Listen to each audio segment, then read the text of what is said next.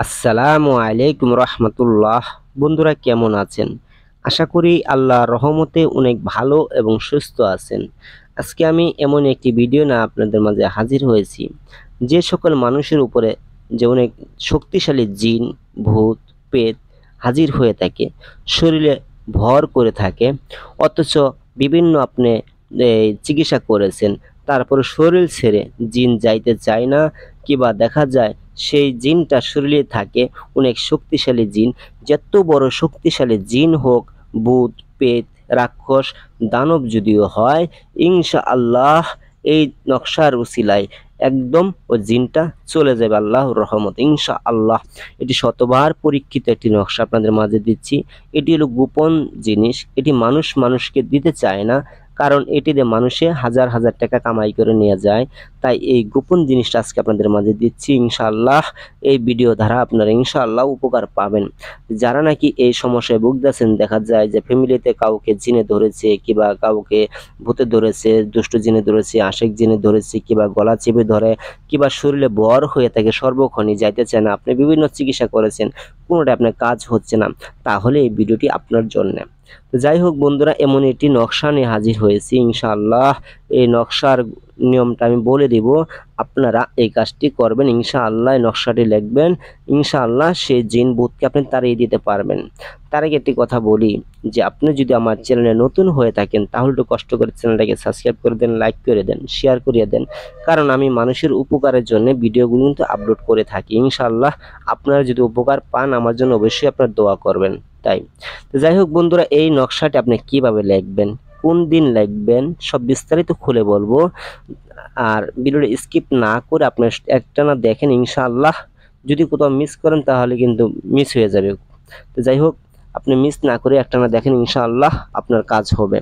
তো যাই হোক বন্ধুরা, এখন নকশা লেখার নিয়মটা, যে এই নকশাটি ওই ব্যক্তি লিখতে পারবেন যার ভিতরে যে পাঁচ ওয়াক্ত নামাজি কিংবা রুহানি শক্তি আছে, ওই ব্যক্তি এই নকশাটি লিখতে পারবেন, যে পাঁচ ওয়াক্ত নামাজ পড়েন, হালাল খাবার খান, পরহেজগার, ঠিক আছে, যে মিথ্যা কথা বলেন না, কিংবা আপনার যে হারাম সুদ ঘুষ আপনি খান না, তাহলে এই নকশাটি আপনি লিখতে পারবেন।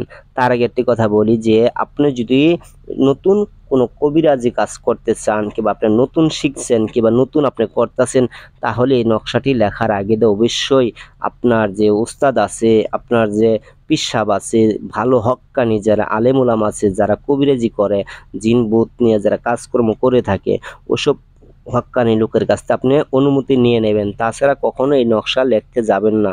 যদি লিখতে যান, আপনার বিপদ হতে পারে, বড় ধরনের বিপদ হয়ে যাবে, অর্থাৎ আপনার অনেক ক্ষতির মুখে পড়ে যাবেন, আপনার অনেক ক্ষতি হতে পারে, কিংবা আপনার ছেলে সন্তান বিবাল বাচ্চার ক্ষতি হতে পারে। তাই বলবো, আপনি আপনার উস্তাদের কাছ থেকে কিংবা পীর সাহেবের কাছ থেকে আপনি অনুমতি নিয়ে, কিংবা হক্কানি আলেমের কাছ থেকে অনুমতি নিয়ে তারপরে নকশাটি আপনি লিখতে যাবেন, তাছাড়া যাবেন না।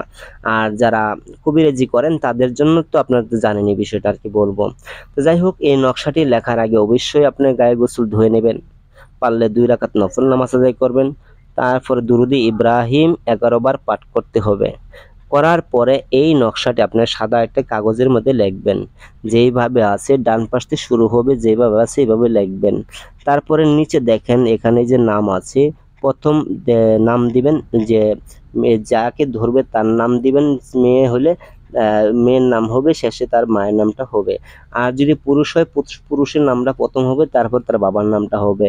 ঠিক আছে, আমি এই যে টিক চিহ্ন দিচ্ছি, এইখানে হবে যে রুগী তার নাম, আর এখানে হবে তার বাবা কিংবা মায়ের নামটা। ঠিক আছে, এই দুটো জায়গায় আপনি নামটি লিখবেন। তারপরে কি করবেন, এটাকে লেখা যখন কমপ্লিট হবে, তারপরে আপনি আবার দুরুদে ইব্রাহিম 11 বার পাঠ করবেন।